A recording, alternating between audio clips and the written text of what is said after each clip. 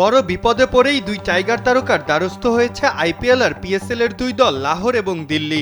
দুই দলেরই play of খেলার স্বপ্ন এখন চলছে অনেক যদি কিন্তুর উপরে। ড্যারেল মিচেল আর আসবেন না, তাই তড়িঘড়ি করে সাকিবকে যুক্তরাষ্ট্র থেকে উড়িয়ে আনলো লাহোর। রোববার রাত 9টায় পেশোয়ার জালমির বিপক্ষে যে জিততেই হবে তাদের, হেরে গেলেই যে বাদ তারা। সেক্ষেত্রে সাকিবের পিএসএল এর এবারের যাত্রাটা হবে মোটে এক ম্যাচের। জিতলেও প্লে অফ নিশ্চিত না, চেয়ে থাকতে হবে বাকি দলগুলোর ফলাফলের উপরও। তাই ডুয়ার ডাই ম্যাচে বিশ্বসেরা অলরাউন্ডারের ঝলকের আশায় থাকবে দলটি। অপরদিকে আইপিএলে মুস্তাফিজের আপাতত ডিউটি 3 ম্যাচের। শনিবার রাতে আমিরাত সিরিজের প্রথম ম্যাচটা খেলেই ধরবেন ভারতের বিমান। তার দল দিল্লির ম্যাচ বাকি 3টি। RICL TMX, যুগের পর যুগ স্থাপনা থাকে মজবুত। আগামীকাল তারা খেলবে গুজরাটের বিপক্ষে।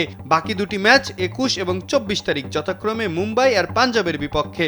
সবগুলা ম্যাচই শুরু হবে রাত 8টায়। তিনটি দলই যথেষ্ট শক্তিশালী ও পয়েন্ট তালিকার শীর্ষ 4-এর মধ্যে আছে। দিল্লির মিচেল স্টার্ক চলে যাওয়ায় পেস বোলিংয়ে তার অভাব পূরণের দায়িত্বটা পড়বে মুস্তাফিজের কাঁধে। প্লে অফের স্বপ্ন বাঁচিয়ে রাখতে অন্তত দুটি ম্যাচ জিততেই হবে ফিজদের। বাকিটা নির্ভর করবে সমীকরণের উপর। সুতরাং খুব স্পষ্টভাবেই বোঝা যাচ্ছে লাহোর এবং দিল্লির ভাগ্য নির্ভর করছে সাকিব এবং ফিজের উপরে। অনেক ভরসা করেই তাদের দলে ফিরিয়েছে ফ্রাঞ্চাইজিগুলো। এই দুই টাইগার তারকা কি পারবেন আস্থার প্রতিদান দিতে?